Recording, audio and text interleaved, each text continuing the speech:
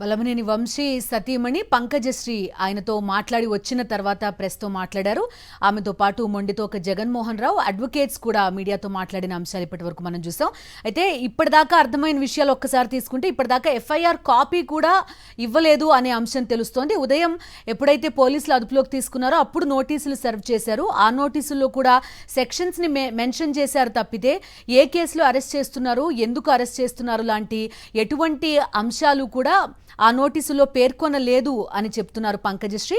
దాంతోపాటు first information report అయినా ఇవ్వండి, మేము కోర్టులో ఫైట్ చేయడానికి మాకు అవకాశం ఉంటుందని అడిగినప్పటికీ కూడా ఒకేసారి రిమాండ్ టైంలో మొత్తం పేపర్ వర్క్ ఇస్తామని మాత్రం చెప్తున్నారు తప్పితే ఇప్పటిదాకా ఎఫ్ఐఆర్ కాపీ కూడా మాకు ఇవ్వలేదు అనేది పంకజశ్రీ ప్రస్తుతం మనకి లైవ్లో మీడియాతో మాట్లాడుతూ చెప్పారు.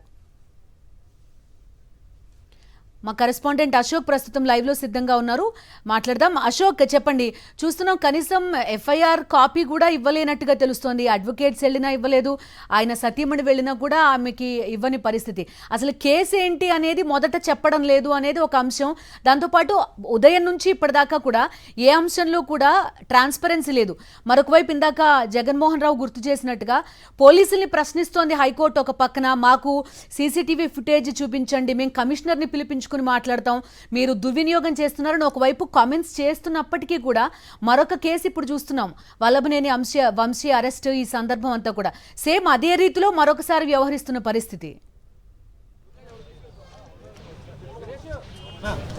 ఖచ్చితంగా అంటే కొద్దిసేపటి క్రితమే మనం చూసాము వల్లభనేని వంశీ సతీమణి పంకజశ్రీ, అలాగే మాజీ ఎమ్మెల్యే మొండితోక జగన్మోహన్ రావు, అలాగే వంశీ తరపున న్యాయవాదులు వీళ్ళంతా కూడా మాట్లాడారు. దాదాపుగా లోపల గంట సేపు లోపలకు వాళ్ళంతా కూడా మాట్లాడిన పరిస్థితి ఉంది. వంశీతో పాటు వారు పూర్తిగా మాట్లాడించిన పరిస్థితి లేదు, కొద్దిసేపు మాత్రమే. అయితే ఇక ప్రధానంగా ఈ కేసుకు సంబంధించి ఇప్పటి వరకు కూడా ఎఫ్ఐఆర్ వారికి ఇవ్వలేదు. వాళ్ళు కూడా అదే అడిగారు, ఎందుకు ఎఫ్ఐఆర్ ఇవ్వట్లేదంటూ కూడా వారు ప్రశ్నించిన పరిస్థితి. దాని మీద పోలీసులు నీళ్లు నములుతున్న పరిస్థితి. వారికి ఎఫ్ఐఆర్ ఎందుకు ఇవ్వట్లేదని వాళ్ళు అడిగిన ప్రశ్నకు సమాధానం చెప్పలేనిగట్టుగా కూడా కనబడుతుంది. ఎందుకంటే ఎప్పటికప్పుడు పైనుంచి ఆదేశాలు వస్తే ఆదేశాలకు అనుగుణంగానే కేసుని ఎప్పటికప్పుడు వేరు వేరు సెక్షన్లు నమోదు చేసి అతని పైన ఒత్తిడి పెంచాలి, చూడాలనే లక్ష్యంతోనే పోలీసులు వ్యవహరిస్తున్నట్టుగా కూడా చాలా స్పష్టంగా మనకి తెలుస్తోంది. అనేక చోట్ల ఎలాంటి ఆధారాలు లేకపోయినప్పటికీ కూడా కూటమి ప్రభుత్వం చాలా కక్షపూరితంగా ఈ తరహాలో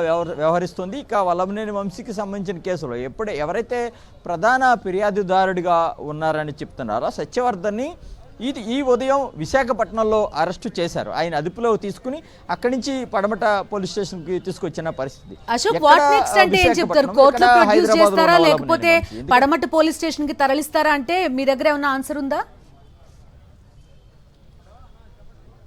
అంటే ఎఫ్ఐఆర్ అనేది ఖచ్చితంగా వీరికి ఇవ్వాల్సిన పరిస్థితి. ఎఫ్ఐఆర్ నమోదు చేసి ఎఫ్ఐఆర్కి సంబంధించిన ఆధారాలన్నీ కూడా ఖచ్చితంగా కోర్టులో సబ్మిట్ చేయాల్సిన పరిస్థితి.